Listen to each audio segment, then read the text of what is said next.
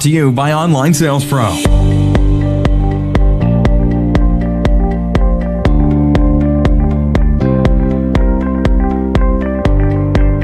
Welcome to the Power Call with Grady Polcyn, where it's all about success, improvement, and living life on your terms. And now your host, he loves bad jokes and good stories, Grady Polcyn.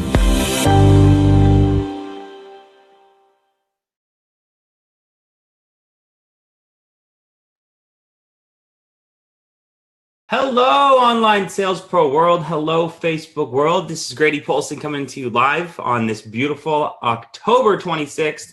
Excited to get this call started. If you're watching the replay, drop a little replay in the comments below. If you're new to OSP, drop a 1 in the comments below. Getting some little maintenance taken care of, and then I will get rocking and rolling on this. But just got a great call today. Going to talk about why successful people spend 10 hours per day on compound time.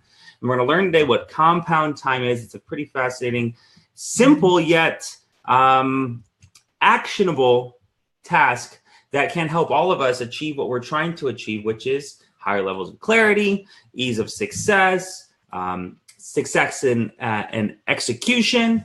And it's some simple little hacks, simple little tips compounded from very successful people and how we can all put together these simple little things to have a greater, higher level of success. So looking forward to this talk today. Got a couple of videos going to show, and I got a great one on the end on the most powerful 5-letter word. So going to be a great call today. If you've never joined me on the Power Call before, welcome. I'm not going to say you're in for a treat and be all kind of, whatever, but we're going to have some fun today. This is call number, it's over 150. So quite excited about this. We started this over a year ago, and we've been going live to you guys out there in Online Sales Pro world, either from, we used to do it on phone recording, and then now we do it here through Facebook Live and then take the content and extract it. So it's pretty cool. The power of technology, and loving all the new members is, I think we heard back that over 3,000 new members have joined Online Sales Pro in the past 2 weeks. So welcome all of you newbies. Happy to have you on here. Happy to be rocking and rolling with you. Going to be a good call. So hey, Terry Washburn, you're the man too, man. We're only men if we support each other. So I appreciate the kind words and the positivity. So Gail Kruger from the UK. Yeah, where are you guys coming in from today? I always love to say hello. D. James Powers says, g'day, y'all. Maybe he's in Australia. Who you never know. I was caught up with a good friend who lives down in Hervey Bay, Australia. Used to live in the Gold Coast, and now he lives in Hervey Bay. And a good old friend. I was fortunate enough in a previous venture to be able to travel around the world, and got to speak in Brisbane, Gold Coast, and Melbourne, and really enjoyed Australia. Beautiful country, and great people. My boy Brad Herndon is from Australia as well. So everyone's doing fantastic out there. Greeley, Colorado in the house. From Delaware in the house. Welcome. Greeley, Colorado. I love Colorado. I spent last summer in Denver, in the city, Dallas, Texas in the house. Good. First time an attendee. Welcome, man. You're going to like it. So the goal of this call is to give you 3 things. Is to give you new information, which helps you then go out there, and when you actualize and act upon your skills, the things that you do that make you money, whether it's talking on the phone or recruiting or working at your company or selling vacuums, whatever it is that is. My goal is to give you new information that when then you go perform those tasks, actualize your skills, that then you can become better at your skills and you can increase your value to the marketplace. And that's our goal here is a value of the marketplace, value increation. And if you guys can do that, then you now will be able to make more money. And as Jim Rohn says, it's your value to the marketplace that defines you from everyone else. And familiar with who Jim Rohn is. He's a mentor's mentor, and he's just a fantastic business philosopher. And go look him up on YouTube, buy some of his courses. He's passed, miss you, Jim, but his legacy lives on. And that's something, it's a little deep thinking here this quick early in the morning, but what can you do? What can you create? What thoughts do you have that impact other people, that can impact other people, that you're holding inside of you, that you could share on a blog or a video, or write it out and create some sort of your thoughts and opinions on things that other people might go, hey, you know what, Michelle, you know what, Nita, you know what, Carl, you know what, John, you know what, Taylor, T, Cola, Shelly, I agree with you. I agree with your thoughts on that. But if you're holding it all in and you're not sharing it out and you're not letting it out, you're not giving yourself that a chance for people to to go to raise their hand and say, I agree with you, and to move down that path. So it's very exciting times in business these days. The connectivity that we have through here on using computers and Facebook Lives and the internet is absolutely unprecedented. And but what it causes is fast education, fast awareness, fast acceptance, and fast refutation. And so people go, oh, I've heard of that, I'm not interested anymore. Versus where in the past you could spend time with people, you sit down and have coffee, you invite them into your office, call them on the phone. It's like people see a name and they see a word and all of a sudden they think they know everything. And we live in a day and age where we need to just become more tactful with our marketing, more clever, more clear, create more curiosity. And that's our big goal here at Online Sales Pro, is equipping you guys with tools and software that helps you execute that when you're trying to generate leads or make presentations about whatever it is, whatever the product or the opportunity or the service that you provide, and how you can bring people into your world and then befriend them, grab them by the hand, let them know it's going to be okay. And but it all starts with creating interest and putting things out there, whether you're using Facebook ads and marketing from your business page, whether you're using Google advertising, Pinterest, LinkedIn advertising, or you're just a freaking hustler using the Facebook Messenger. All things are great, but what you guys need to understand is that there's no shortage on the work, but it's getting yourself out there, letting people know that you are open for business. That's the biggest thing you got to do, is let people know that you are open for business. Do this real quick. So with that, so let me jump in. Quick little speech from Stephen Colbert. If you're familiar who that is, I think he has a late night TV show, but he's also, what people don't understand or realize is, like, you see people and you're like, oh, that's just how they are. Like, you see an actor or an actress and you go, oh, Julia Roberts or Tom Hanks or whatever. And you see these people, Harrison Ford, you see these celebrities, or you see these good looking people, models or whatever. I mean, we see these people that are posterized in the media and the press and whatnot. And you go, oh, they're just there. And there isn't like a trigger between like them being there, like on the cover of a magazine or written about in a newspaper or highlighted on TV, that says, like, we often overlook, we disrespect the pain and struggle and effort that person has poured in, right? The one-hit wonder, right? The band that has the one-hit wonder, oh, they're on the radio. Oh, I hear that band all the time now. Right? The country singer who you see all of a sudden he's got this song, he's on the radio, he's on every radio station, and rock and roll, pop singers. And all of a sudden you go, oh, wow, they're so popular. And you're not missing the fact that, like, at 13 years old, little Jimmy was strumming his guitar and writing lyrics for his church for 17 years. To the point where he went and played in bars and he slept out in front of places in Nashville. And then he went to LA to try to make it. And then he finally found someone who liked the way his voice sounded. And then, you know what I mean? Like, the pain from like 13 till 30, when this fictitious country music singer I've just made up here. But we look at that guy who's like got this world hit and you go, that's just where they're at right now. And we don't understand. And we come from this place of employment, where we go to high school, we go to college, we go get a job, and then we work our job and perform our task, and we wait for our boss to get fired or die, and then we try to get promoted, and we kind of work this little tiny stepped ladder in our corporate world, versus like the entrepreneur, which all you guys are, focused, bigger dreamers, bigger focus. And so wait till you hear this awesome training we have for you today. I got a great quote that's inside of it. But today we're going to talk about what successful people do, how they spend 10 hours of compound time. We're going to talk about compound time, but it's an awesome little thing. So what happens is we work this little corporate ladder waiting for our boss to get fired or die, so we get promoted. And that's just kind of like the situation that we live in, versus like entrepreneurs. They take big swings, right? You're swinging at every ball as hard as you can, trying to hit out of the park. And so it's just understand, like, so here's a quick video from Stephen Colbert, who's got a little perspective on doing the hard stuff. So check this out with me, and then we're going to jump into the training. So if you're ready, drop some I'm ready. Check this quick video out. You're going to love it. If you young folks will take advice from anyone. After all, I don't know if you've seen it, This week's Time magazine called you lazy, entitled narcissists who are part of the me generation. So self-obsessed, tweeting your Vines, hashtagging your Spotifys, and Snapchatting your YOLOs. Your generation needs everything to be about you, and that's very upsetting to us baby boomers because self-absorption is kind of our thing.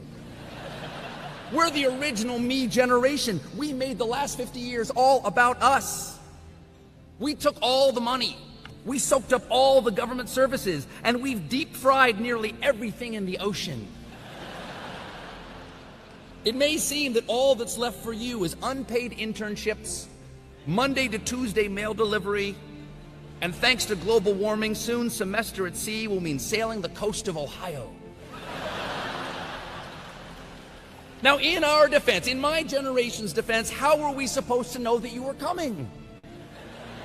We thought it went like this: every successive generation of mankind, and then us. Ta-da! Roll credits. But while we may be leaving you with an economy with fewer job opportunities for the new graduate to slip into, while traditional paths may seem harder to find, that also means that you may learn sooner than most generations the hard lesson that you must always make the path for yourself. There is no secret society out there that will tap you on the shoulder one night and show you the way. Because the true secret is your life will not be defined by the society that we have left you. To paraphrase Robert Bolt, society has no more idea of what you are than you do, because ultimately it has only your brains to think with. Every generation must define itself, and so make the world that suits itself. So, if you must find your own path, and we have left you no easy path, then decide now to choose the hard path that leads to the life and the world that you want. And don't worry if we don't approve of your choices. In our benign self-absorption, I believe we have given you a gift, a particular form of independence, because you do not owe the previous generation anything. Thanks to us, you owe it to the Chinese.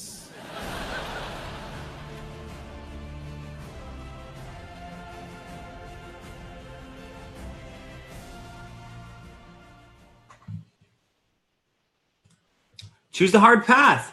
Love it. A little quick message.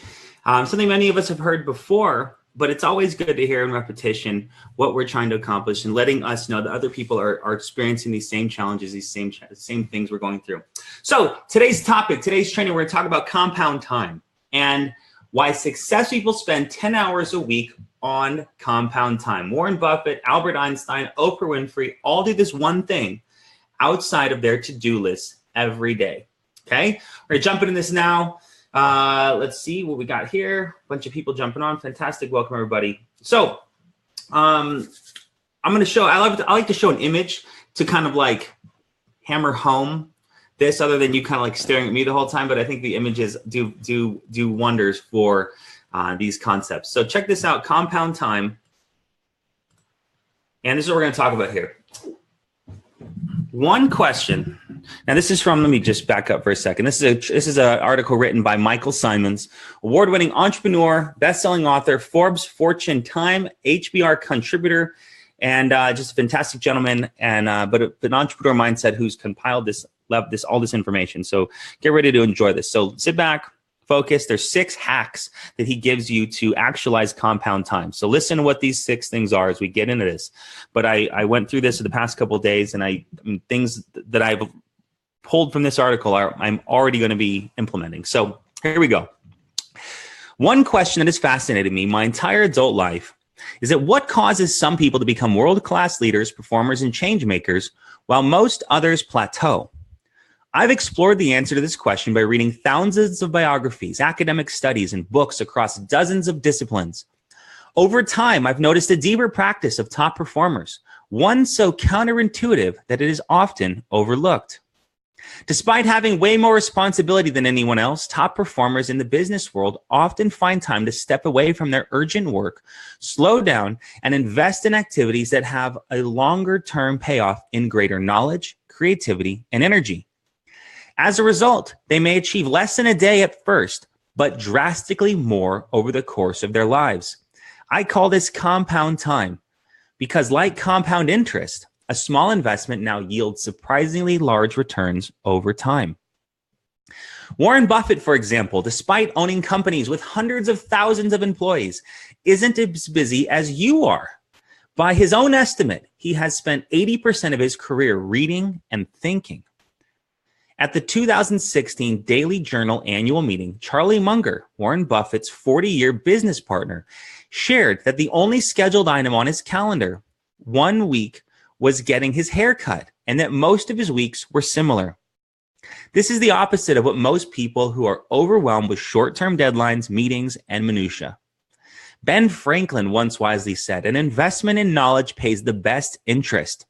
Perhaps the source of Buffett's true wealth is not just his compounding of his money, but the compounding of his knowledge, which has allowed him to make better decisions. Or as a billionaire entrepreneur, investor, and philanthropist Paul Tudor Jones has eloquently said, intellectual capital will always trump financial capital.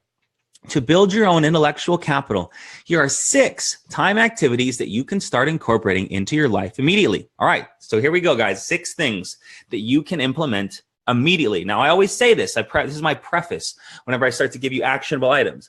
I say just pull out 1 or 2 of these things. Don't say I'm going to do them all because I want to be a billionaire like Warren Buffett.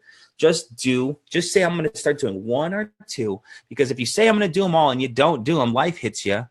Then what's going to happen? You're going to have guilt against these actual items. So just pick 1 or 2 things that you think you can do. I'm going to ask you at the very end which one that you guys are going to start to do. We're going to state it in this post together. Keep a little accountability with each other. All right, so here we go. Hack number 1 in order to accomplish compound time. Hack number 1 is keep a journal. It could change your life. Many top performers go beyond open-ended reflection. They often combine specific prompts with a physical journal. Each morning, Benjamin Franklin has asked himself, what good shall I do this day?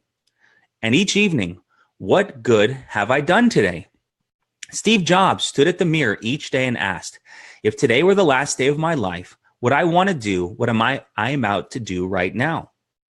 Both billionaire John Paul DeJoria and media maven Arianna Huffington takes a few minutes each morning to count their blessings. Oprah Winfrey does the same. She starts each day with her gratitude journal, noting 5 things for which she's thankful. Billionaire entrepreneur and investor Reid Hoffman asks himself questions about his thinking before bed. What are the kind of keys that might be constraints on a solution, or might be the attributes of a solution? What are the tools or assets I might have? What are the key things that I want to think about? What do I have? What do I want to solve creatively? Grandmaster chess player and world champion martial artist Josh Wetskin has a similar process. My journaling system is based around studying complexity, reducing the complexity down to what most important question, sleeping on it, and then waking up in the morning first thing and pre-input brainstorming on it. So I'm feeding my unconscious material to work on, releasing it completely, and then opening my mind and riffing on it. Whenever legendary management consultant Peter Drucker made a decision, he wrote down what he expected to happen. Several months later, he'd compare the results with his expectations. Leonardo da Vinci filled tens of thousands of pages and sketches with musings on his art, inventions, and observations and ideas. Albert Einstein amassed more than 80,000 pages of notes in his lifetime. Former President John Adams kept over 51 journals throughout his life. Ever notice that after writing about your thoughts, plans, and experiences, you feel clearer and more focused? Researchers call this writing to learn. It helps us bring more order and meaning to our experiences and becomes a potent tool for knowledge and discovery. It also augments our ability to think about complex topics that have dozens of interrelated parts. While our brain by itself can only manage 3 thoughts at any given moment.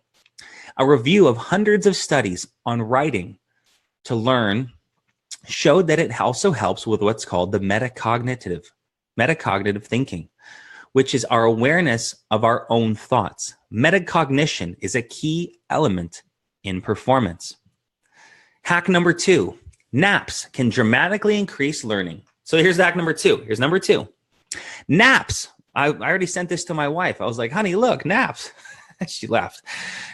So number 2, naps can dramatically increase learning, memory, awareness, creativity, and productivity. Pulling from the results of more than a decade of experiments, nap researcher Sarah Mednick of the University of California, San Diego boldly states, with naps of an hour to an hour and a half, you get close to the same benefits in learning consolidation that you would from a full 8-hour nights of sleep. People who study in the morning do about 30% better on an evening test if they've had an hour-long nap than if they hadn't. Albert Einstein broke up his day by returning home from his Princeton office at 1:30 p.m., having lunch, taking a nap, and then waking up with a cup of tea to start the afternoon. Thomas Edison napped for up to 3 hours per day. Winston Churchill considered his late afternoon nap non-negotiable. John F. Kennedy ate his lunch in the bed before drawing his curtains for a 1 to 2 hour nap. Others who swore by daily naps include Leonardo da Vinci, who had up to a dozen 10-minute naps a day. Napoleon Bonaparte had naps before battles. Ronald Reagan took a nap every afternoon. Lyndon B. Johnson had a nap of 30 minutes a day. John D. Rockefeller, every day after lunch. Margaret Thatcher, 1 hour a day. Arnold Schwarzenegger every afternoon. And Bill Clinton, 15 to 60 minutes a day, he took a nap. Modern science confirms that napping makes us not only more productive, but also more creative. Maybe that's why such greats such as Salvador Dali and chess master Josh Waitzkin and Edgar Allan Poe use naps to induce hypnagogia, a state of awareness between sleep and wakefulness that help them access a deeper level of creativity. I'm down on that. Who's in for the naps? Hack number 3. Only 15 minutes of walking per day can work wonders. Top performers also build exercise into their daily routine. The most common form is walking. Charles Darwin went on 2 walks daily, one at noon and one at 4 p.m. after a midday meal. Beethoven embarked on a long, vigorous walk, carrying a pencil and sheets of music paper to record chance musical thoughts. Charles Dickens walked 12 miles a day, and often found writing so mentally agitating that he once wrote, "If I couldn't walk fast and far, I should explode and perish." Philosopher Friedrich Nietzsche concluded, "It is only ideas gained from walking that have any worth." Others who have made a habit of walking include Gandhi, who took a long walk every day. Jack Dorsey takes a 5-mile walk each morning. Steve Jobs took a long walk when he had a serious talk to think about. Tory Burch walks 45 minutes a day. Howard Schultz walks every morning. Aristotle gave lectures while walking. Neurologist and author Oliver Sacks walked after lunch, and Winston Churchill walked every morning upon waking. Now, we have scientific data proving that these geniuses' intuition by taking a walk refreshes the mind and body and increases creativity.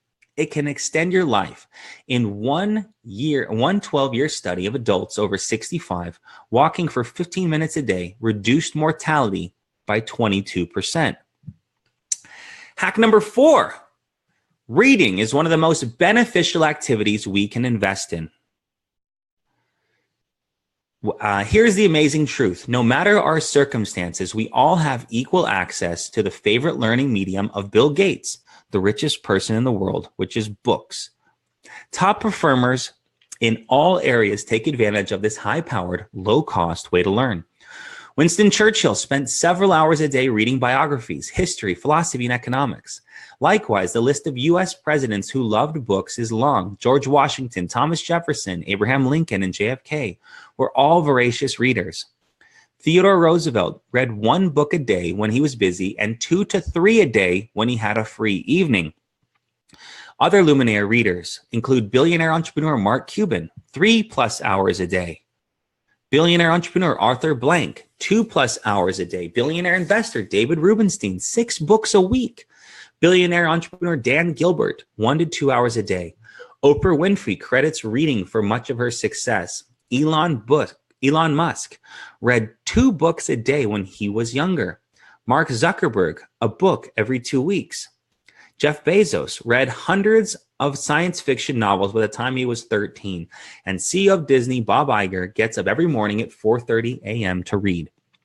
Reading books improves memory, increases empathy, and de-stresses us, all of which can help achieve our goals.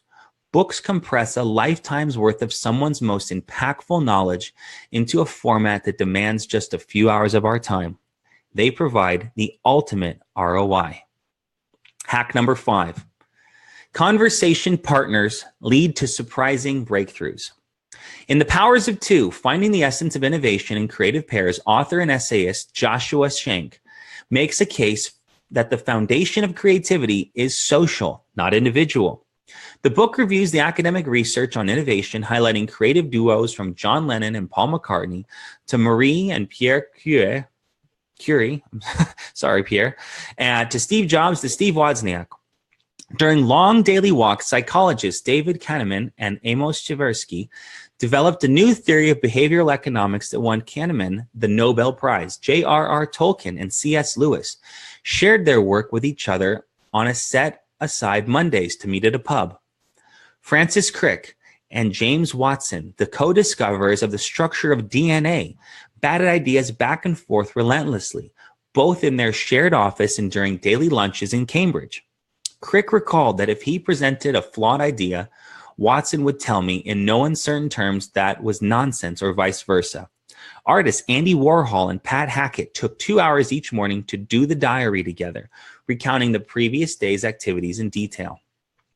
Many greats made a habit of conversing in large, ritualized groups. Theodore Roosevelt's tennis cabinet included friends and diplomats who exercised together daily and debated the issues facing the country. Benjamin Franklin created a mutual improvement society called the Junto that gathered each Friday evening to learn from each other. The Vagabonds were a group of 4 famous friends, Henry Ford, Thomas Edison, Harvey Firestone, and John Burroughs, who took road trips each summer, camping, climbing, and sitting around the campfire discussing their various scientific and business ventures and debating the pressing issues of the day. Hack number 6, and final hack. Success is a direct result of the number of experiments you perform.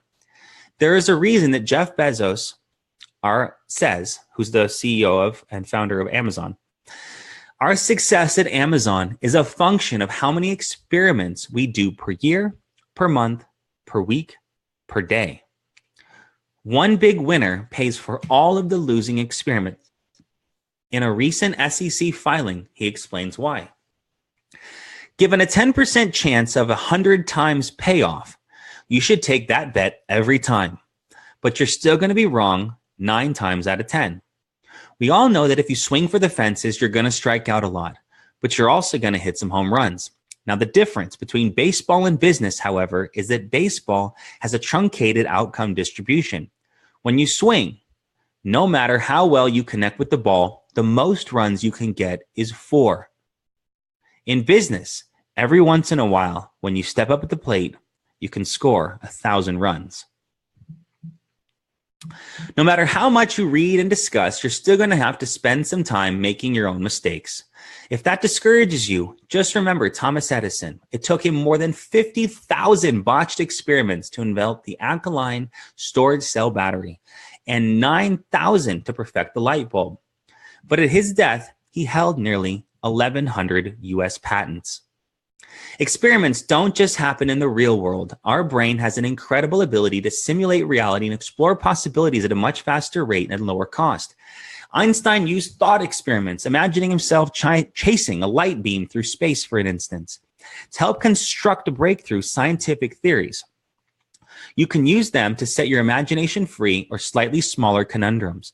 The journals between Thomas Edison, Leonardo da Vinci, and other luminaries are often filled with writing. They're also filled with sketches and mind maps. Stand-up comedy is a far cry from inventing, but experimentation is just as key in the arts as it is in science.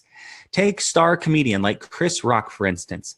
Chris prepares for huge shows in venues such as Madison Square Garden by piecing his routine together in small clubs for months on end, trying out new materials and getting instant feedback from audience. They either laugh or they don't. Others use experiments to force them to take on new habits or break unhealthy ones.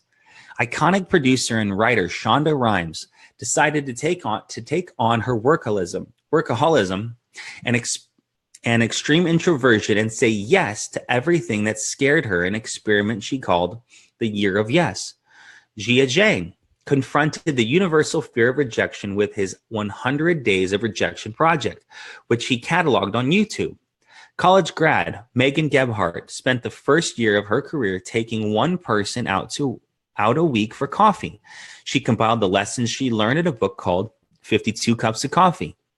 Filmmaker Sheena Mathikin wore the same black dress every day for a year as an exercise in sustainability. As Ralph Waldo Emerson said, all life is an experiment. The most experiments you make, the better. Here's the conclusion, guys. Go ahead, take that hour now. In a world where everyone is speeding up and cramming their schedule to get ahead, and the modern knowledge worker should do the opposite. Slow down, work less, learn more, and think long term. In a world where frantic work is the focus, top performers should focus deliberately on learning and rest. In a world where artificial intelligence is automating more and more of our work, we should unleash our creativity. Creativity is not unleashed by working more, but by working less. It is easy to say to yourself, sure, Warren Buffett can do it because, well, he's Warren Buffett. But don't forget that Warren Buffett has had his learning ritual for his entire career, way before he was the Warren Buffett we know now today. He could have easily fallen into the trap of constant busyness, but instead, he made 3 crucial decisions. Ruthlessly removing the busy work in order to rise above incessant urgent deadlines, meetings, and minutiae. Spend almost all of his time on compound time, things that create the most long-term value. Tap dance the work because he leverages his unique strengths and passions. This lifestyle may not happen for you overnight, but in order to leverage compound time, you first need to believe that a lifestyle where you work less but accomplish more is possible and beneficial. That a lifestyle where you ruthlessly focus on your strengths and passions is not only feasible, but necessary. Now here's the action. To get started, follow the 5-hour rule. For an hour a day, invest in compound time. Take a nap, enjoy a walk, read a book, have a conversation. I'm going to read it again. Follow the 5-hour rule. For an hour a day, invest in compound time. Take a nap, enjoy that walk, read that book, have that conversation. You may doubt yourself, feeling guilty or even worrying you're wasting your time. You're not. Step away from your to-do list just for an hour and invest in your future. This approach has worked for some of the world's greatest minds, and it can work for you too. That was fantastic. Fantastic, right? Fantastic in the comments below if you thought that was fantastic, because I thought it was fantastic. Let's go through and pick them, and then I want to hear which one you guys are going to implement. Hack number 1, keep a journal. It could change your life. Writing down ideas, thoughts, sketches, ideas, future trainings, stuff you're learning. Number 2, naps. This one is kind of hard for me. Like, I drink some caffeine. I got a lot going on. I got meetings throughout the day. But I mean, if I'm reading in the morning, or I'm working in the morning, taking a quick little 15 to 60 minute power nap like Bill Clinton and get a little, because maybe you guys don't know this, but I learned this in, I don't know, some college class, that it is sleep that actually helps your mitothampus or collolamp, one of the brain things. I don't remember what it was, but it's sleep that helps you actually remember. So here there's like a whole thing in like college, like people will study all night and then they'll go drinking and then they'll have their test in the morning and they'll fail the test. And the issue is that when you drink alcohol, it keeps your body out of REM and it actually inhibits memories being stored. I learned this in college. And so I would always study and I wouldn't go party. Well, one, because I'm trying to store the memories, but it is sleep that helps, that actually creates the memories. It's not the studying, it's the going to sleep. So all these brilliant people working in the morning, taking a quick nap, sealing the memories, then going back and working, then going to sleep. And so they're like, it's fascinating. That's a very fascinating revelation we're all having here. So naps, how they can be so powerful for you and your business. Number 3, 15 minutes of walking. Now, the exercise, one of the greatest things, Richard Branson was once asked, he said, what do you attribute your success to? And he says exercise. And so, yes, this says 15 minutes of walking, taking walks, getting out, de-stressing, all important things. But if you can level up that a little bit and get into the gym and lift some weights and work, get on the treadmill. But if you can only go walk around your neighborhood for 15 minutes in the morning and take the dog out, or walk around the block just to decompress, shake out the bones, or one at night when the sun is setting. I mean, walks are so important, as illustrated in this training today. Number 4, reading. Above and beyond all else, reading new information, new knowledge, new awareness is what's going to immediately separate you from everyone else. And you're not so much in a competition with everyone else to achieve high levels of success and get to the top of the mountain, but you're in a competition with yourself. And it's you giving yourself a command that, I'm going to read more, and actually doing it and carving out time and knowing yourself and your body. Is that in the morning? Is that midday, afternoon? Is that right before a nap in the afternoon? Is it right after lunch? Read a book, then read something, and take a nap to impregnate that memory. You figure that out for yourself. You got to be self-disciplined. So do I. It's a constant battle to figure out what are my best processes for myself.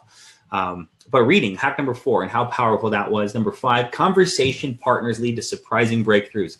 This is talking about mastermind groups, networking groups, people that you respect. I mean, in your business life, you should have 3 people in your business life. Your mentor, your your partner, and a mentee, right? Someone you're learning from, someone who's succeeded at higher levels of success that you have, and someone you're learning from who's helping you navigate the treacherous waters of entrepreneurship. A partner, someone that you are bouncing ideas off of on a daily basis on a similar level of experience. And then a mentee is someone whom you're also coaching, because you're at wherever you are in your business life, you are farther along than someone else. And you should be spending out time like mentoring someone else at a very quick age and just saying, hey, these are the experiences I've had. And maybe I've only been doing this business for a month or 6 months, but I'm farther along than you. So let me tell you a few things. And they're going to be appreciative. And then you're going to be able to tell your mentor that you're working with someone. And it's very gratifying. But that is one thing on top of having like a mastermind group of people that you have like minds and common goals. Maybe you're all in different businesses, but you're all go-getters. And it's not, you're not getting together to just hang out and watch movies. You're getting together to talk about ideas and thoughts and bounce and get critiques from other people who are achieving. And that's what this is. Number 5, a conversation partner, like a mastermind. So number 6, and this one is so important, is success is a direct result of the number of experiments you perform. And I love the quote about when you swing, no matter how well you connect with the ball, the most runs you can get, a baseball is 4. But in business, every once in a while, when you step up to the plate, you can get 1,000 runs. And it's just talking about, you got to try new things. You got to try new businesses, man. Like you tried a business, didn't work. You talked to some friends, they said no. You signed up, your ads didn't work. You called a few people, it didn't happen, right? And our biggest regret we can have in life is not trying until we're done trying. And then when we're done trying is when we're laying in the casket. But what you guys need to understand is that success is a direct result of the number of experiments you perform. Number of experiments you perform, new things you're trying, new ads you run, new scripts you try. I mean, I'm talking, specifically to, a lot of you direct sales network marketers, but for wherever you are in your business, it's trying new things, and that experiment process can lead to massive dividends. And so I hope this was fantastic for you as it was for me. Let's review the five tips again. For an hour a day, invest in compound time, take a nap, enjoy a walk, read a book, have a conversation, get around some new people, and put yourself in a position of growth, of networking, of putting yourself in a position to succeed. So hope that was great for you as it was for me. I love this part of the business. It is a fantastic place for us to be in. is that where we can continue to learn, continue to grow, continue to support each other. I mean, that's a big part of Online Sales Pro is our community aspect. If you're in part of our MVP group, you know how supportive that is. If you're inside of our regular group, you know how wonderful it is in there. Because there's thousands of people who have the same goals and principles who are utilizing just simply our tool in order to get themselves there. So whether you sell bed sheets or you sell protein powders or you sell, augmented reality watches that tell you how your heart is doing, whatever it is that you're marketing, we can help you look good. We can get the process accomplished faster, easier, and we can get those leads to you real time to our mobile app. So my goal for you, I'm going to end I was going to ask you, which one are you guys going to do? I want to know that. I want to see that real quick. Which one are you going to do? Which one are you do?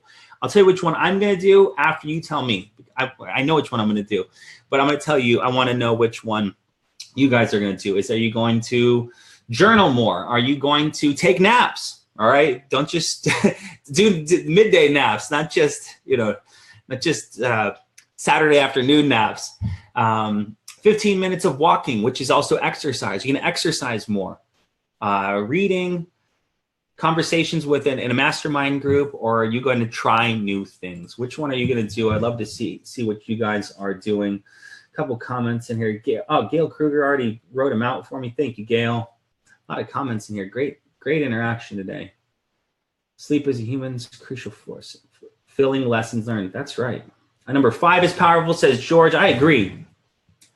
Which one was you guys? Read and walk. Start walking. 1 and 5, which was journal and the mastermind group. The walk. Enjoy nature. Walking. Great. Exercise. I'm going to walk more.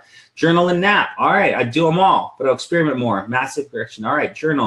Journaling and walking. Awesome. Journaling is very powerful. I mean, I have this beautiful journal I bought. Like my issue, I have like 5 journals, but like, I don't know. Do you guys feel this way? Like I buy these beautiful journals and like, I like have this intention of like writing in it, but then I'm like, what if I write something dumb? And what if I just, it's not valuable. What if it doesn't resonate with me? And so I think I need to get out of my head and just like date it and write some thoughts. And then it's the act of doing. I've got my own issues with journaling.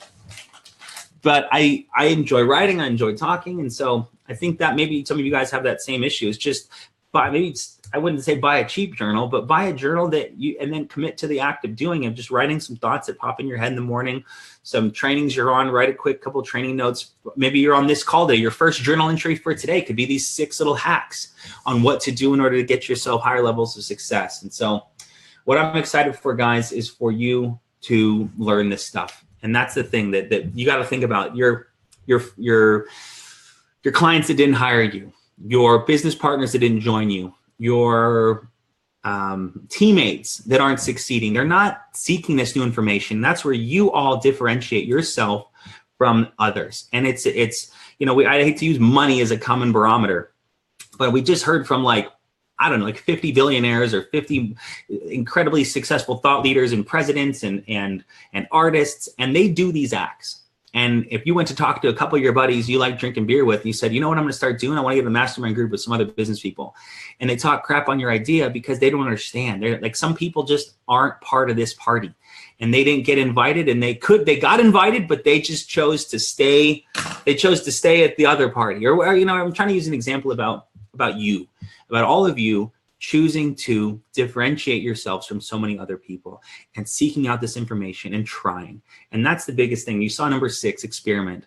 You're experimenting right now with your brain. You're trying to learn something new to separate yourself, because wherever life is, maybe it's great and it's comfortable, but you see something bigger for yourself. Maybe you see writing a book, or you see starting a charity, or you see yourself being able to help your family, or you see yourself, building something that you can pass on to your children. Right? That thought doesn't come to just a ho-hum average person. And so I cheer you on. I applaud you all. I'm excited for everyone that's participating. And Angela, yes, there's a replay. This will live live here in the group. So, but grateful for you guys for your time today. I'm gonna close with one quick video and send you all off on your day. But I always like to close with 2 quick quotes, and they're going to resonate incredibly well with what the training we just had today. First quote is, invest into yourself. It is the only place you can guarantee a positive return. Invest in time, invest in reading, invest in good nutrition, invest in exercise, invest in seminars and conferences and courses. Invest into yourself. It is the only place you can guarantee a positive return. You are hotter than Bitcoin and Forex, I assure you. So invest into yourself. I promise you that there is dividends that are completely untapped that are waiting to be actualized on. Second quote I always like to send you guys off with is success loves company. Look at our community, look at this group, look at how we're supporting each other, learning together, and becoming the best versions of ourselves. I applaud you all. I'm grateful for you all, and I look forward to continue to cheer you on as we all go down this path of business and life and success and actualize it. So with that, check out this last quick video. It's pretty special. So I'll talk to you guys next week. Bye for now. The most pleasing 5-lettered word. Come on.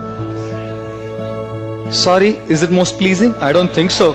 You say sorry, jab bend karna padta hai, sorry sir. Not at all pleasing. The most pleasing 5-lettered word. Money. Most pleasing income tax भरना पड़ता है ना, तब पता लगता है most pleasing है क्या. हाँ जी. Smile. Thank you, ladies and gentlemen. The most pleasing 5-lettered word. Smile. It increases your face value. There'll always be a reason to cry. We don't laugh on the same joke again. Why do we cry on the same problem again? Huh? It depends on you whether you want to smile or cry tears. I remember following one slide that someone sent me. When followed in life, I guarantee you, life will be different. Do you have a problem in life? No? Then why worry? Do you have a problem in life? Yes? Can you do something about it? Yes? Then why worry? Do you have a problem in life? Yes? Can you do something about it? No? Then why worry? Isn't it? Isn't it? Why worry? Why are we constantly bogging our minds down with anxiety? Anxiety that is just absolutely not allowing us to have peace of mind. While you're sitting here, someone may be plotting against you. You don't know. While you're sitting here, someone may be backbiting and sending a wrong email against you. You have control over it? Control over one thing. To smile.